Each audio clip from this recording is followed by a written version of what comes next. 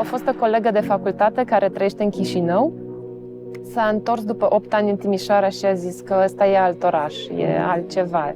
Nu-l ține minte așa și s-a schimbat radical. Eu nu văd asta. Fiind aici în fiecare zi, nu văd asta, dar mă bucur să o aud.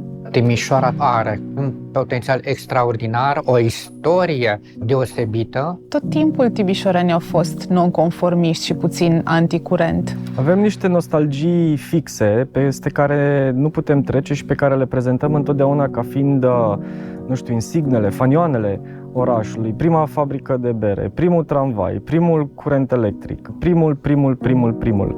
Timișoara are acest punct de reper care e Revoluția, pe care unii dintre noi am trăit-o, chiar dacă martori, copii fiind. Deci moment mai sublim pentru care orașul ăsta este în topul iubirii mele, este momentul din Piața Revoluției, Victoriei, Operei, cum vreți să-i spuneți, când peste 100.000 de oameni am fost acolo și ceva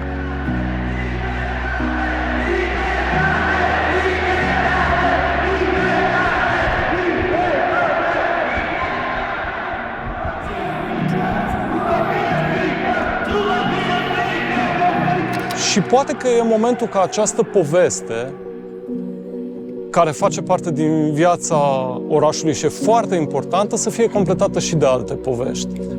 Că eu dacă mă gândesc la părinții mei, da, aia a fost Timișoara rockului și a blugilor și a pletelor și a vinilurilor. Și dacă mă gândesc la bunicii mei, aia a fost Timișoara care s-a mărit, a devenit un oraș mare. Timișoara blocurilor, a fabricilor, a uzinelor, a devenirii unui oraș metropolă.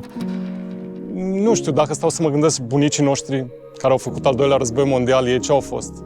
Părinții noștri care au trăit în comunism și n-au avut altceva, ei ce au fost? Nu știu, mă gândesc la copiii mei mai degrabă. Aș vrea ca ei să nu fie o generație de sacrificiu. Aș vrea ca ei să fie eliberați de eticheta asta și să trăiască o viață fără etichetele astea de perioadă, că voi așa trebuie și voi... Să ne aducem aminte cum a arătat seara deschiderii. Mi s-au umplut ochii de lacrimi și am tras o smiorcăială pe cont propriu după ce s-au terminat concertele în Piața Unirii noaptea și am mers pe străzi. Și era un altfel de revoluție. Această capitală 2023, în care lucrurile au funcționat, au fost evenimente, se întâmplă investiții, sunt lucruri minunate, a însemnat în același timp pentru fiecare o revoluție individuală, în care vezi ce ai nevoie, în care vezi ce are nevoie societatea și în care ceri, în care înveți să construiești. Dacă stai și aștepți să se întâmple, nu se va întâmpla nimic. Dar pentru a putea construi, trebuie ca și celălalt să-și dorească. Deci cumva noi ca societate, și mă refer inclusiv la autorități, trebuie să găsim formule de a construi împreună. Să fie o renaștere a culturii.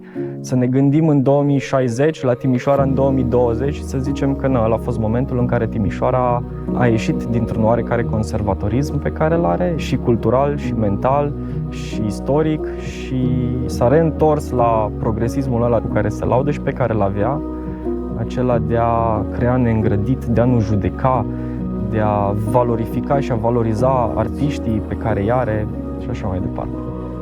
If we didn't know what we know,